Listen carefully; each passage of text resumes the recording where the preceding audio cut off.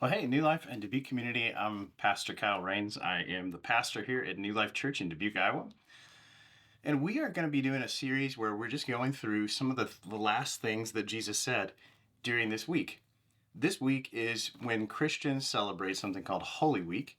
And it's the week where Jesus enters into Jerusalem. And it goes from Palm Sunday, which we celebrated yesterday when people were celebrating Jesus' entry into Jerusalem, and culminates on Good Friday when Jesus is actually crucified by the same people who thought that he was somebody coming in to rescue them. And the Christian belief is that he actually is somebody that comes to rescue us, but in unexpected ways. And Jesus does and says a lot of things to his followers or his disciples during these last moments. And we want to focus in on those as we prepare our hearts for Good Friday, which we'll have a community celebration on Good Friday at 7 p.m., where we will think and reflect and worship as we consider Jesus' death on the cross and what that means for our everyday stuff of life. And then the culmination of that celebration will end on Easter, when we will gather together at the Five Flags Theater at 10 a.m. to celebrate the risen Jesus. But actually, the church continues to celebrate the risen Jesus all throughout Eastertide, which leads up to Pentecost.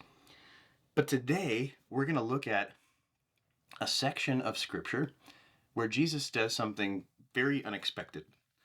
I want you to imagine just a group of people at a dinner party, and this is kind of a special dinner party. It's during Passover, so it'd be kind of like Thanksgiving or something. You get a bunch of people together, and in these days, people had footwear that wasn't so nice. It didn't cover all of your feet, and roads weren't the same, and most people walked everywhere. And so it was necessary that people would clean their feet before they sat down to have dinner.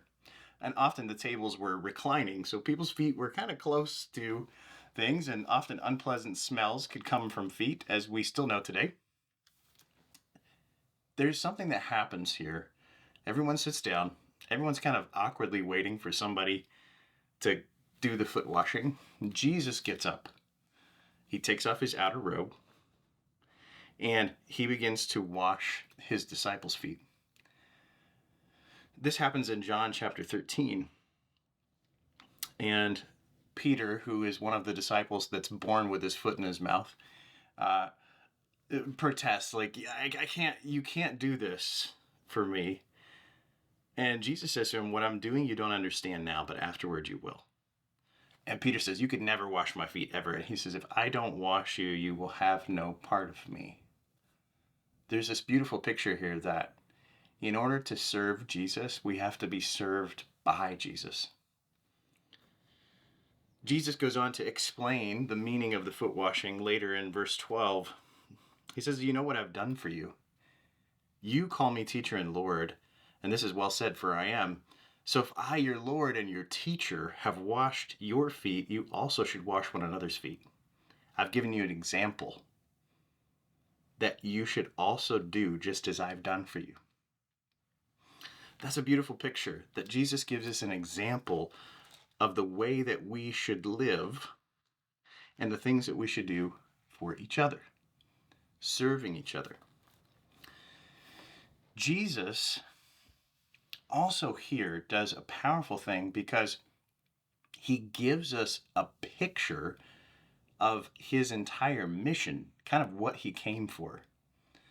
Later, the ancient church, in reflecting on all the things that Jesus has done, and maybe specifically in this, they write this hymn or this song that gets recorded in Philippians chapter 2. And it goes like this.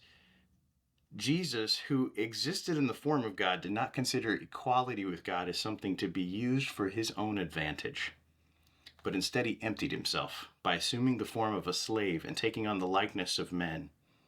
And when he had come as a man in his external form, he humbled himself by becoming obedient, even to the point of death, even death on a cross. See, Jesus, we believe, is more than just a man, but he is fully man and fully God come to us. And so Jesus takes off all of the privilege of what it is to be the King of Kings and Lord of Lords, to be seated at the right hand of God, to become a human. And not just a human with a cushy life, but a human born into a poor family from a no-name town. And then Jesus, even the night he's going to be betrayed, continues to show that this is why he's here. That he is God come to us. He takes off his privileges, and it's now God at our feet. It's very uncomfortable. I don't know if you've ever had someone wash your feet, but it's weird anyway.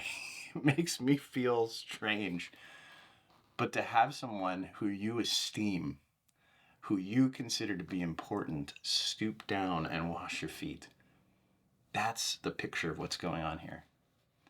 And so as we prepare our hearts for Easter, I want you to think about how Jesus serves you, how he stoops low to be at your feet.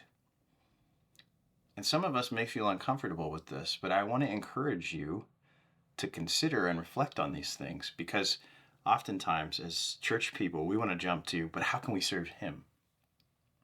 And I want to just encourage you that in order to serve him well, we need to be served by him. And so I want us to reflect on how we are served by Jesus, and then think about what a model this gives to us. And so after we've sat for just a moment and just considered that, can we think about now how we can begin to take off our privileges and our outer robes, so to speak, and how we can begin to serve others in true humility and love. And that's just one of the incredible ways that Jesus begins to change how we think about everything and our everyday stuff of life. I hope you'll tune in with us every day around noon. We're going to post a video just helping us think through these things for this week. And I hope you'll join us at our Good Friday service and also at Easter at the Five Flags Theater at 10 a.m. Thanks. Be blessed.